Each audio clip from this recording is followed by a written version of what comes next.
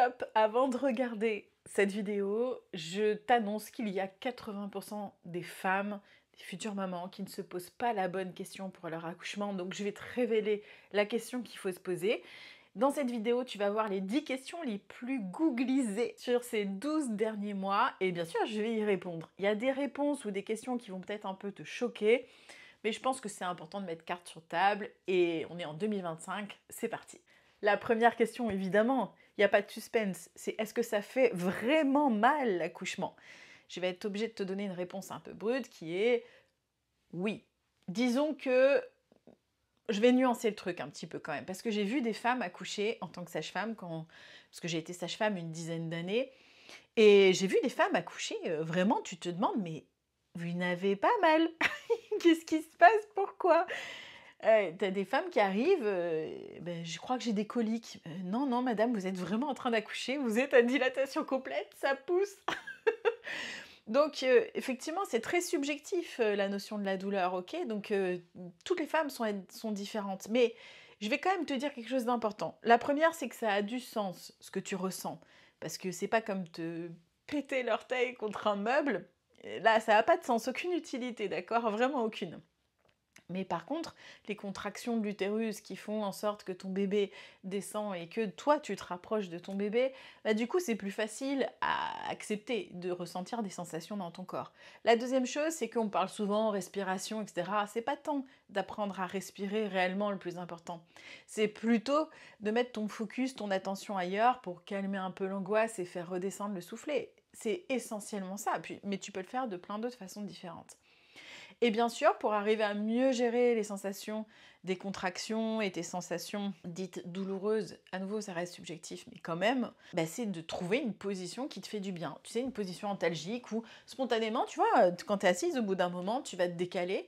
Bah, pour l'accouchement, c'est pareil, tu vas ressentir ah, là, c'est pas agréable, hop, je me mets comme ça va mieux. Donc tu vas trouver des positions en fait antalgiques. Finalement, donc, la vraie question que les mamans devraient se poser, ce n'est pas la douleur, mais la gestion de la peur de la douleur. La deuxième question la plus posée, étonnamment, ou pas, c'est comment ça se passe finalement la péridurale. L'évolution de la péri ces dernières années.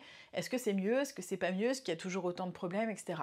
Alors, on reste toujours dans un truc de médicalisation, donc à partir du moment où on médicalise avec la péri, c'est un engrenage, forcément, il faut qu'on compense ce que le corps aurait fait naturellement, eh bien, il faut qu'on le compense de façon un peu chimique. Donc, il y a des choses effectivement à connaître et à savoir par rapport à la péri.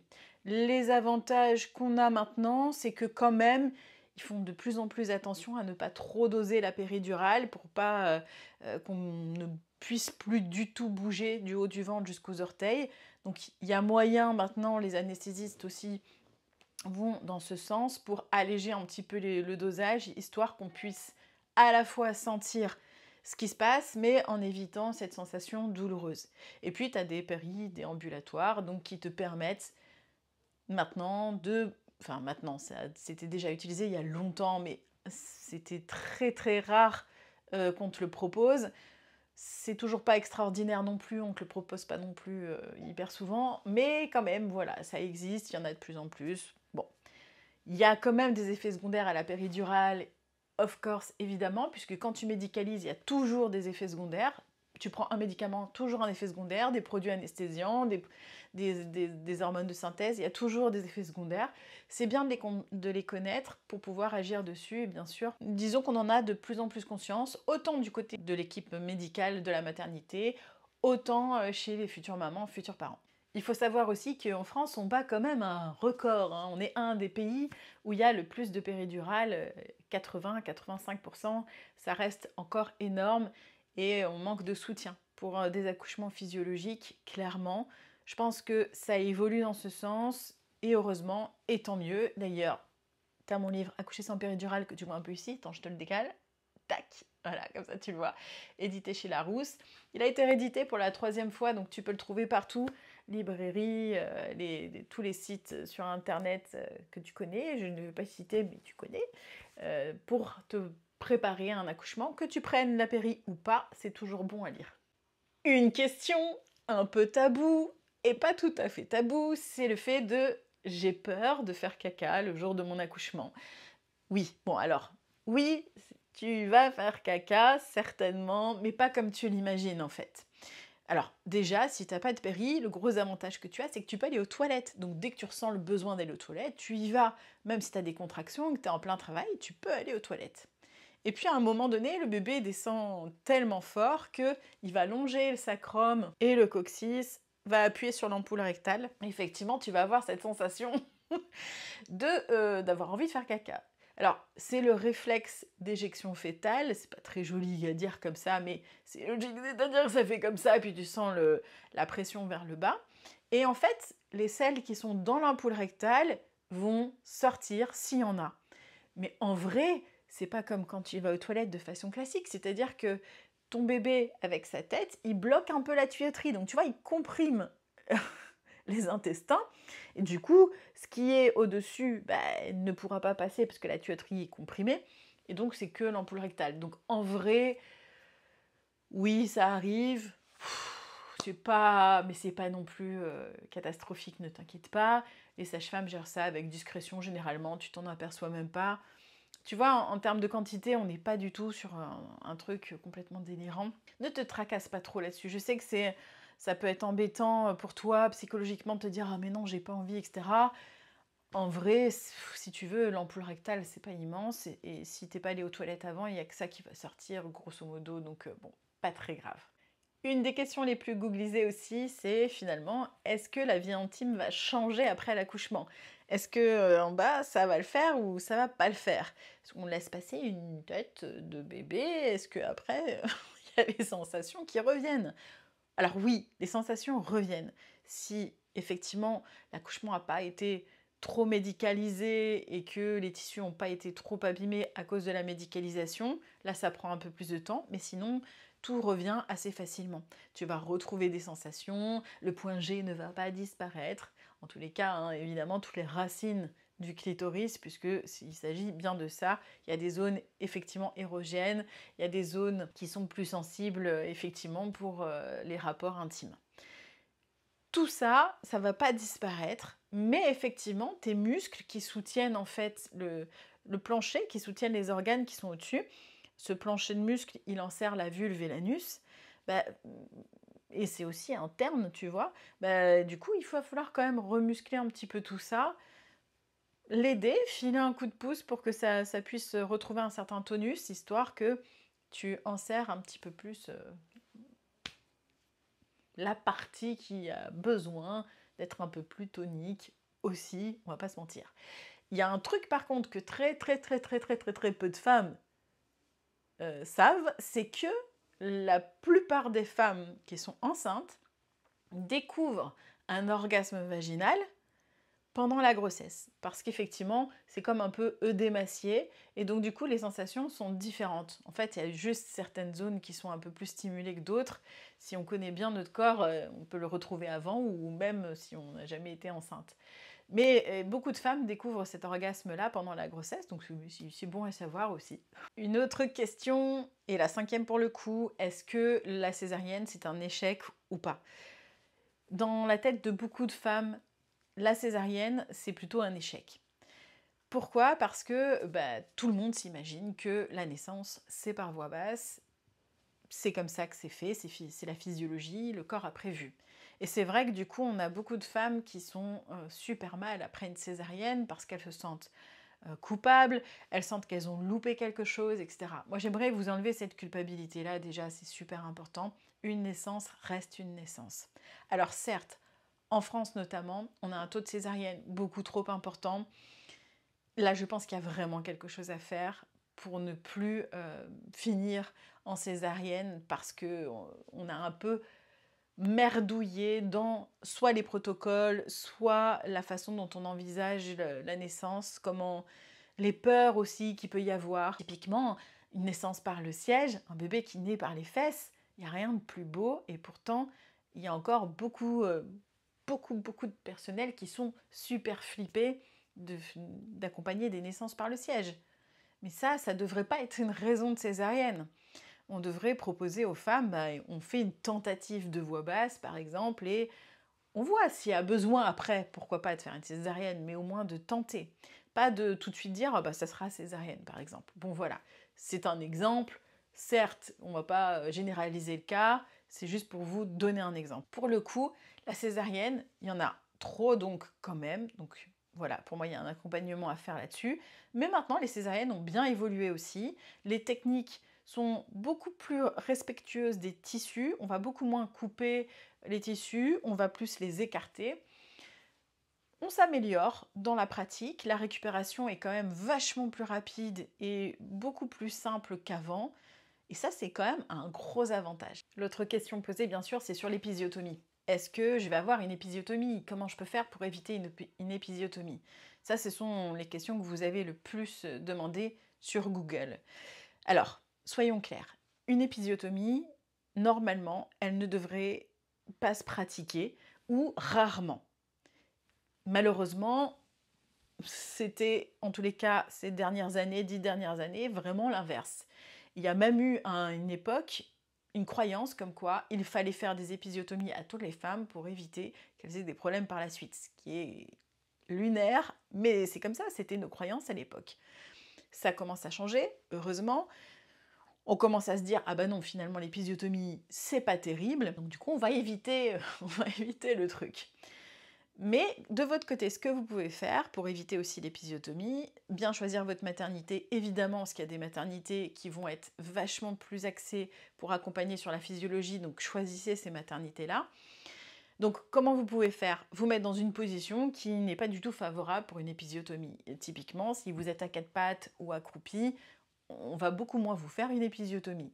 Et puis il y en aura beaucoup moins besoin puisque c'est une position où le bébé met moins de pression au niveau du périnée, en tous les cas vers l'anus, là comme ça. C'est mieux dispatché et du coup les tissus ont tendance à se détendre plus tranquillement. Quand tu es en position gynécologique, c'est là où il y a le plus de risque d'épisiotomie parce que ça a tendance à faciliter le geste, on va dire. Et puis en plus de ça, effectivement, les tissus, ils craignent un petit peu plus. Donc oui, quand même, l'épisiotomie a tendance légèrement à baisser, les parents commencent à le mettre dans le projet de naissance, ça commence à faire bouger les choses, les maternités prennent conscience aussi que les parents vont venir si jamais ils accompagnent vraiment la physiologie et s'ils ont plus cette démarche de respecter le rythme de la naissance, etc. Donc un très bon point. La 7e question posée sur Google, c'est mais combien de temps ça dure un accouchement? Combien de temps ça va durer pour moi? Alors si c'est un premier bébé, la moyenne c'est 10 heures. Si c'est un deuxième et plus, la moyenne c'est 6 heures. Ça reste des moyennes, on est d'accord, hein, vraiment ça reste des moyennes. Tu peux pour un premier accoucher en l'espace d'1 heure de temps et pour un deuxième mettre 24 heures, ok? Donc on reste sur des moyennes, mais bon, comme ça au moins t'as l'info. Une autre question hyper demandée, c'est les positions d'accouchement. Comment est-ce qu'on accouche? Bon, alors, la position gynécologique commence à être sérieusement has-been. Ça devrait être de moins en moins utilisé. On va dire que c'est ça en termes de pourcentage. L'autre pourcentage, majoritairement, les femmes sont à quatre pattes ou accroupies. Tu as un autre pourcentage où elles sont debout, un autre pourcentage où elles sont dans l'eau et donc du coup bon, la position est complètement aléatoire puisque là elles flottent littéralement. On va dire que c'est les positions les plus spontanées, celles qui sont le plus utilisées par les femmes quand il n'y a pas de péri. Si tu as une péri, tu restes sur la table d'accouchement certes, mais tu peux quand même te mettre à quatre pattes, accroupie, semi-assise, sur le côté aussi bien sûr, allongée sur le côté. Donc il y a quand même des alternatives et effectivement cette position gynécologique normalement devrait vraiment diminuer pour être quasiment plus utilisée. Une autre question, je suis sûre que tu l'as en tête celle-là aussi, c'est le déclenchement. Aïe aïe aïe aïe aïe aïe aïe. Ce déclenchement, c'est un truc de fou. Pourquoi? Parce que à nouveau, normalement il faut une raison médicale valable pour déclencher. On déclenche pour une raison médicale valable. Je le redis encore parce qu'apparemment, on propose des déclenchements maintenant pour des trucs vraiment... Enfin, c'est lunaire encore. Voilà, je sais pas, on prend une direction un peu bizarre avec les déclenchements. Alors, certes, il y a une vague ces derniers temps de Oh, ça serait bien qu'on déclenche les femmes à 39 semaines parce qu'après on augmente les risques. Mais les risques de quoi, chérie? C'est quoi le problème avec les déclenchements? Qu'est-ce que t'as contre les grossesses? En fait, une femme, laisse-la porter son enfant le temps qu'elle a besoin de porter son enfant. Arrête de vouloir intervenir. Et je dis pas ça aux futures mamans, toi qui es en train de m'écouter, mais plutôt au système entier, quoi, parce que ça me rend assez dingue d'entendre des femmes qui sont hyper stressées et inquiètes de ne pas accoucher à 41 semaines. Alors déjà, elles ont le truc de, vous savez, c'est bien si on vous déclenche à 39, mais non, what? Mais non!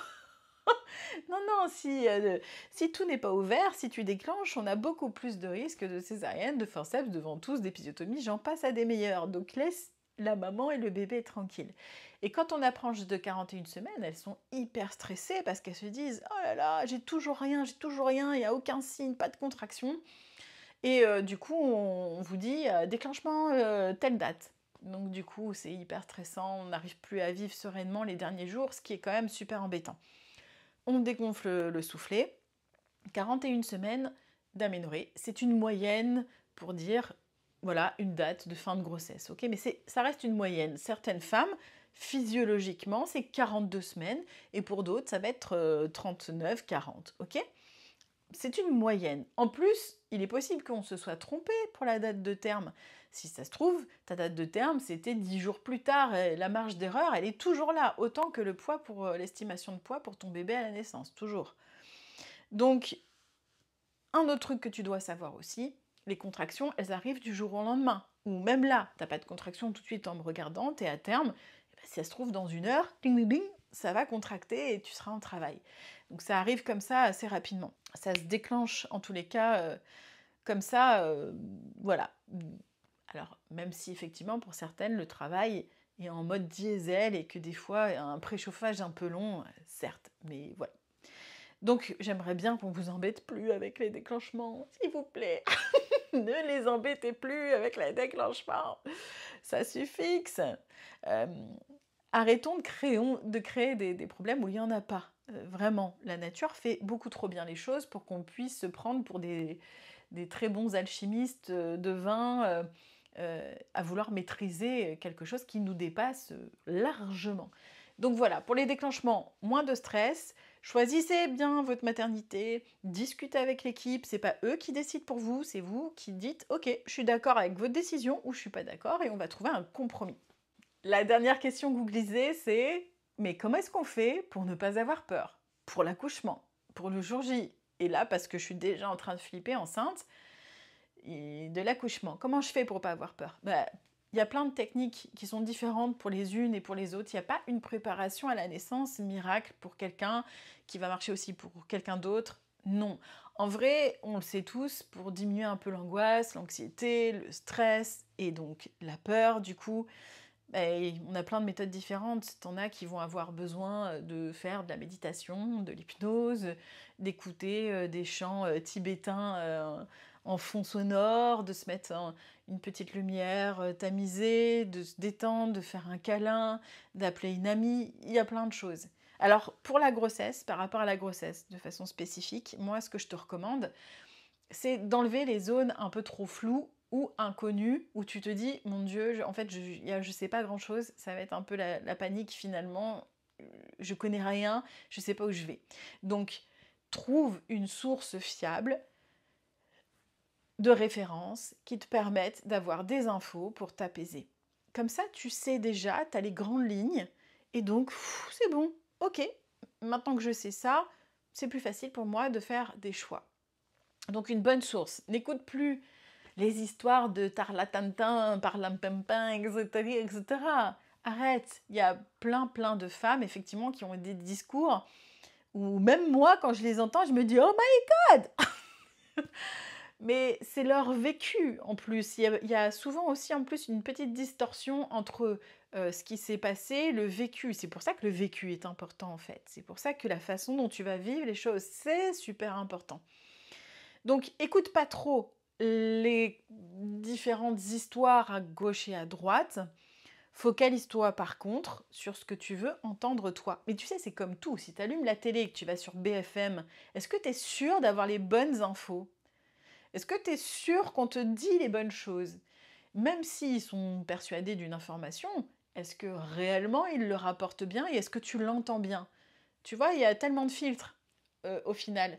Donc, éteins BFM et va plutôt sur une plateforme, cette chaîne YouTube, pour avoir des références qui te permettent de te poser et d'avoir une réflexion, voilà, plus constructive pour toi et qui t'apaise.